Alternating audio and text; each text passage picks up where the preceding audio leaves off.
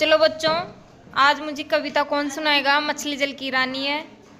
निकिता चल तू खड़ी हो।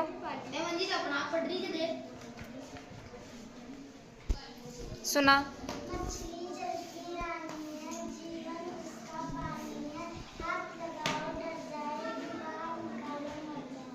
वेरी गुड, बैठ जा।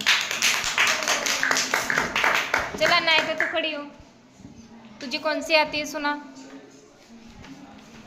जोर से बोलना।